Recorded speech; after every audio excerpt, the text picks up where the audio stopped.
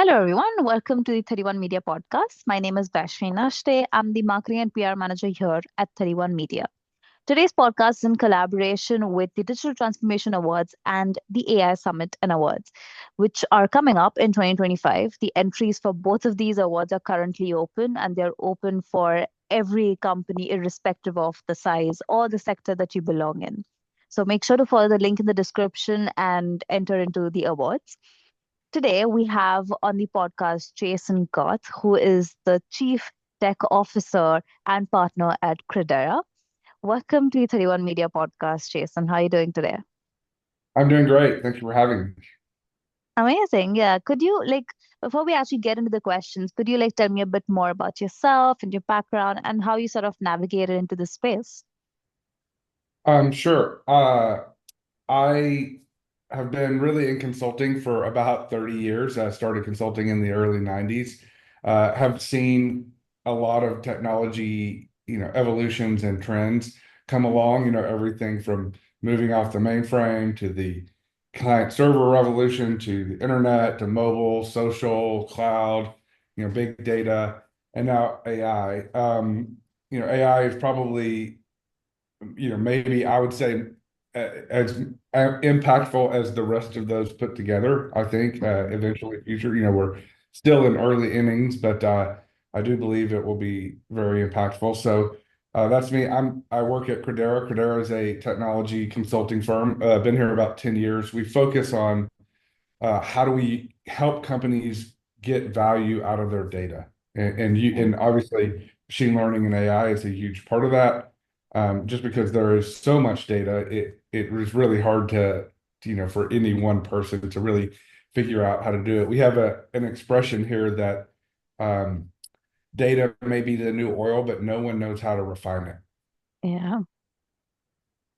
We've So we've always heard data is the new oil, but yeah, what we make out of it is probably even more important, isn't it? absolutely, and you need just like oil is useless in the ground, right? You have to extract it, Yeah. process it, right, and use it for something to get value out of, right? And that is the part that people really struggle with, um, Mm, largely because it's very very manual in a lot of ways in many companies today, and that data yeah. is very unstructured. So Yeah. AI specifically is a great tool, machine learning and AI. And I'll Mm, probably just say AI, but just for yeah. reference, I tend to mean the larger AI, not generative AI, but the larger machine learning, traditional AI and AI. Those are, great tools to help start getting value out of data. And speaking about AI itself, according to you, what are some specific trends in AI-driven cyber threats that you find most concerning, and how do you see these evolving over the next few years? Um, so in terms of threats specifically, there's the obvious, answer of, it's used by hackers. So, hackers can use AI. It used to require, years of experience and practice to be able to break into, systems. Now, those Mm, tools can help you do that very quickly. Can also help bad actors, in terms of, you see these very sophisticated, phishing attacks that look very, very real. I saw one the other day, which I thought was really clever. I don't know if I should give them credit for being clever as a bad actor, but it was from mm, Citibank, I think it was. But the bank, I mean, it looked exactly like the right URL or thing, but they used the Cyrillic character for A, which looks like an A in the English alphabet. And so, yeah. there's just some very clever things. That people are doing. They use these tools. They're able to find vulnerabilities that Yeah. they've not been able to find. But I think that is what I would call the low-hanging fruit, right? Of threat. Probably the bigger threats are some of the prompt injection and other type of things. So if what that is, we always use the analogy of a model as kind of like compression or a zip file. I know that may Hmm. sound weird to people, but if you think about what a zip file is, you take a bunch of data, you can zip it down into a very small file. You can Mm-hmm. recreate that. Then you can unzip it, you can recreate all of that data. Well, what the models do, if you use that analogy, they take and by the way, this is not my analogy. This is Vincent Yates, our chief data scientist. So I won't take credit for it. But they zip, they compress all of that information into the weights and bias, and then allow you to query it and get the information out. Now, it may not be exactly the information that you put in, but it is very close. And what people are we are learning is that. Um, there are these prompt injection attacks where you can prompt the model with either, kind of random characters or very specific characters to get data out of them that you may not have A, even know that was in there, or B, really wanted people to be able to get out. Mm-hmm. And so those attacks are, I think, it's very early. And we're still learning. It's an emerging space. We're still learning what people are doing there. Mm-hmm. And so there's no really good, best practice around preventing that. I mean, there's a lot of work being done in research world around how do we prevent that, right? Are there ways we can prevent that? I think the biggest thing we've been, help, do is, you know, look at I think the thing people can do is look at the things coming in and classify them. In other words, don't give people direct access to your models, right? Take that Mm-hmm. data, pre-process it, fill out a template, and then send that to the model. That's one way to prevent that. But I think there'll be an evolving body of best practice kind of develop over the next couple of years on how to deal with those things. So it is Yeah, and those are just two examples. There are probably some more things that are that bad absolutely. actors are doing, but so it's a very early Mm-hmm. and very nuanced space right now. Yeah, yeah, I can see that. And you did mention earlier about the importance of data and what people can actually do with it. Speaking about the same thing, like, do you mind elaborating a bit more on the key components of a robust data governance framework that companies should implement in order to, secure their AI systems? Sure. And these are probably going to sound very maybe different than what people are expecting, but I would say, Mm-hmm. we work a lot in implementing data governance to try and get value out of data. Like the most two important things are one is you have to build governance in. We say build it in, don't bolt it on.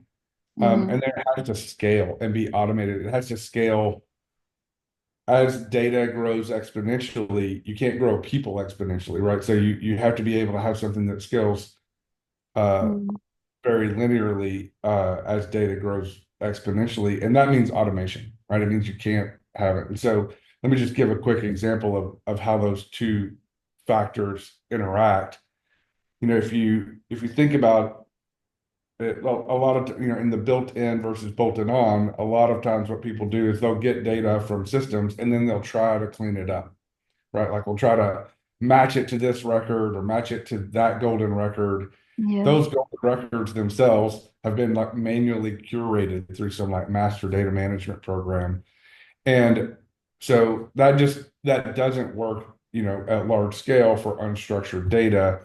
You have to build in that data governance all the way in from the source system, and it has to be done in a very automated way. And a lot of times we use machine learning to do that. Just a simple example is, when you fill out a form and it comes back and says with your address, and it comes back and says, "Did you really mean this address?" Right? That's a way to get good data. But that's built in, and it uses some algorithms to determine what you meant. But if you think about extending that analogy out to all the data, that's really how you get good data governance versus, letting people try to work through it Mm-hmm. manually in the, after the fact. And it's quite hard to put those programs into place because it removes the data governance from one centralized group and really makes that a shared responsibility across the organization. And so a lot of companies really struggle to do that. Mm-hmm. Mm-hmm. Sure. And when it comes to like AI as well, like, generative AI has emerged like quite a revolutionary technology, isn't it, for multiple different sectors. How do you think companies can effectively leverage Gen AI tools to enhance their cybersecurity defenses without even increasing the vulnerability of it? Yeah, well, again, there's some low-hanging fruit that I think most companies are adopting or in the Hmm. process of adopting.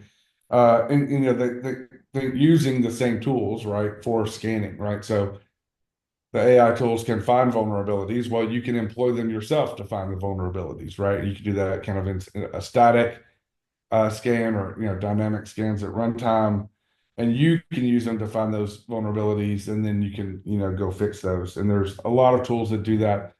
There are great tools like take Wiz, for example, that will look at the infrastructure and the applications and look for full vulnerabilities. And but it's to me like really good get light governance, really good defensive is less about the tool, whether it's AI or some other just let me look for known vulnerability programmatically. It's less about the tool and more about the process and the change management within a company. That again, each group or product team within a company has to adopt that, right? Again, people tend to try to do that after. I'm going to go build my app. I'm going to launch it. My security group will then tell me if I've got a bug about scanning. Well, at that point, it may be too late, right? So how do we push all of those things left and get these product teams adopting these tools and analyzing it themselves before they launch? And also the process of assessing that risk and fixing it, right? Like we have to put in the discipline around fixing those things before we launch out. And so it's much more of a change management and process implementation than necessarily a tool. Now the tools help quite a bit. Don't you know? Don't get me wrong. We should be using the tools, Yeah, and some of the tools like Copilot also help. They'll help write better code, and that doesn't include those vulnerabilities, but still, comes it down to change management. yeah, without people adopting them and using, and that's a general belief Mm-hmm. we have about any type of technology, but especially AI, is there's a huge change management component to it. That you're asking people to do things differently in a different way with different tools, and Mm-hmm. most people will not do that. I mean, they're just comfortable doing what they've always done, and so there's Mm-hmm. a large component to really train. Even developers. We see this a lot of clients where developers will Yeah. get access to the tools. They'll get the tools, but then you know, and they'll use them and they'll get some benefit, but there's a lot more benefit they could get if they, use the tools maybe a slightly different way. And so there's a lot of training that goes along as well. Mm-hmm. Correct. And when it comes to like AI, of course, we cannot end the conversation without actually talking about the boundaries of it as well. So when it comes to AI, what do you think like are the best practices that companies should follow in order to establish clear boundaries for the use of it, especially when, they're using it in like sensitive areas?